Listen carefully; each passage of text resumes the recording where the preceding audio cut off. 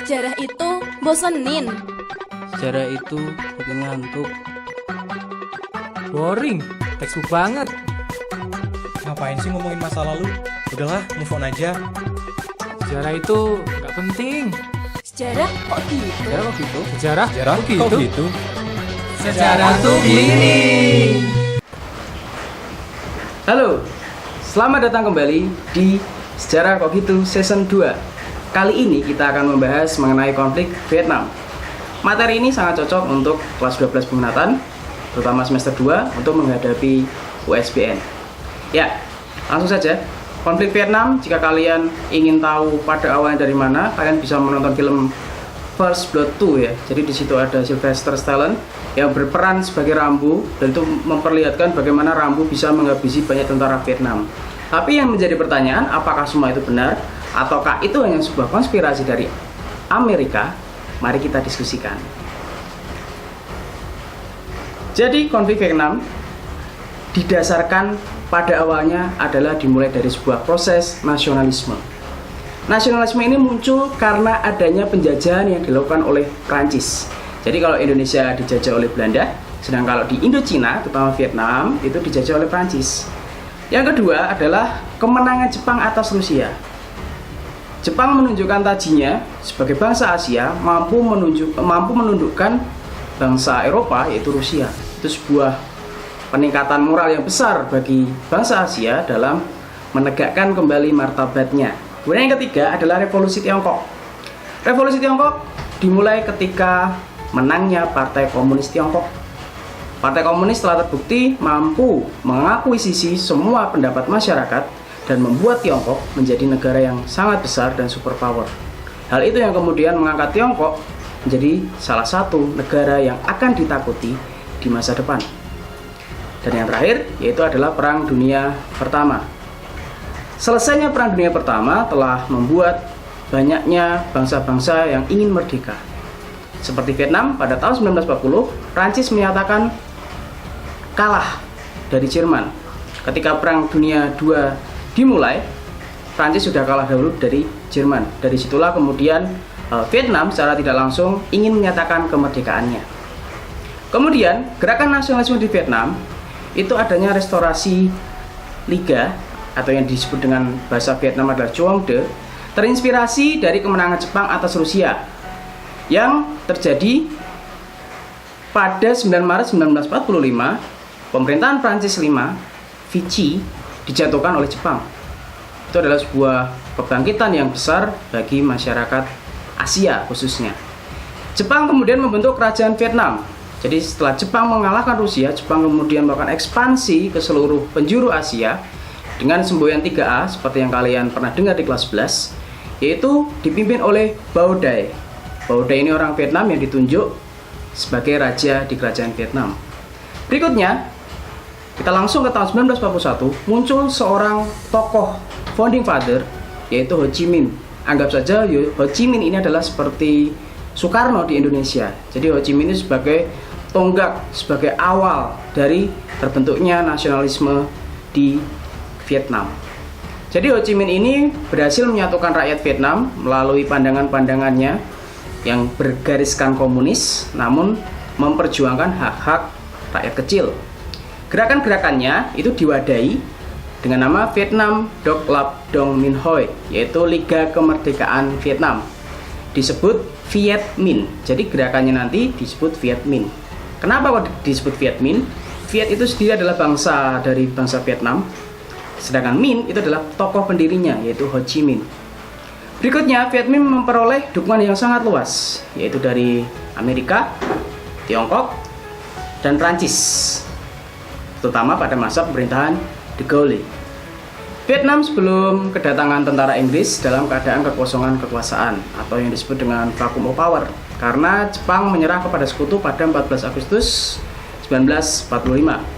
Kemudian Inggris mendarat di Vietnam pada tanggal 13 September 1945. Kondisi itu dimanfaatkan Ho Chi Minh untuk memproklamasikan kemerdekaan negara Vietnam pada 2 September 1945. Vietnam Utara dalam kekuasaan Ho Chi Minh yang didukung oleh Tiongkok. Perang antara Prancis dengan Vietnam Utara terjadi antara 1946 sampai 1954, berakhir dengan konferensi di Jenewa, Swiss pada tahun 1954. Isinya adalah Vietnam Selatan berada di sebelah garis lintang 16 derajat lintang utara, sedangkan Vietnam Utara berada di sebelah selatan garis lintang 16 derajat. Kemudian yang ketiga dibentuk badan yang menyatukan Vietnam, yaitu International Control Committee melalui pemilu. Pasca konferensi Jenewa, masing-masing saling memperkuat diri. Vietnam Utara membentuk organisasi komunis di wilayah Vietnam Selatan, National Front for the Liberty of Vietnam. Vietnam Selatan mengembangkan kekuatan militer dan kepolisian dibantu oleh Amerika. Jadi kenapa kok Amerika terlibat dalam konflik ini? Karena Amerika sendiri ingin mengambil bagian di dalam proses penguasaan wilayah Laut Cina Selatan. Karena didominasi oleh Tiongkok, maka Amerika harus masuk agar dominasi Amerika di sana tidak didahului oleh Tiongkok. Kemudian penyatuan Vietnam melalui pemilu ditolak oleh kedua wilayah, yaitu Vietnam Utara dan Vietnam Selatan. Perang Vietnam terjadi, ini perang yang kedua ya, itu perang pertama dengan Prancis, perang kedua dengan Amerika.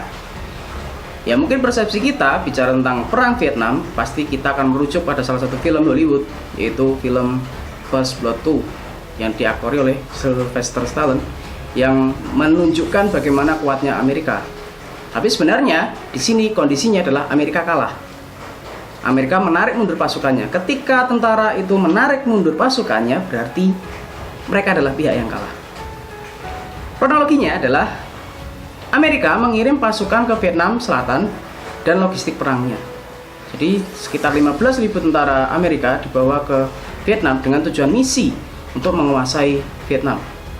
Yang kedua, Soviet juga mengirimkan tentaranya beserta instruktur dan berbagai macam alat utama sistem pertahanannya untuk mendukung Vietnam Utara. Jadi di sini sudah jelas bahwa konflik Vietnam sebenarnya bersumber dari adanya perang dingin di antara wilayah. Kemudian pada tanggal 31 Januari 1973 dihasilkan perundingan yang terkenal, yaitu The Paris Accords. Isinya adalah yang pertama, gencatan senjata di seluruh daerah konflik di Vietnam. Kemudian pada tahun 1974 Vietnam Utara menaklukkan beberapa provinsi Vietnam Selatan.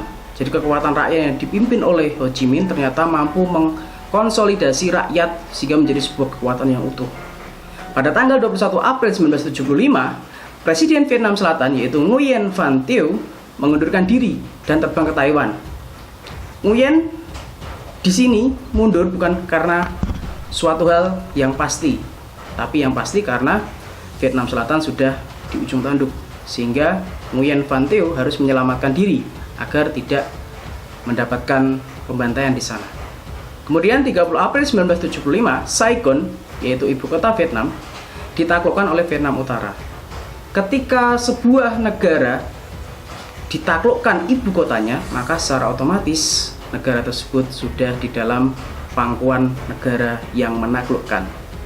2 Juli 1976 diproklamasikanlah Republik Sosialis Vietnam dengan ibu kota di Hanoi.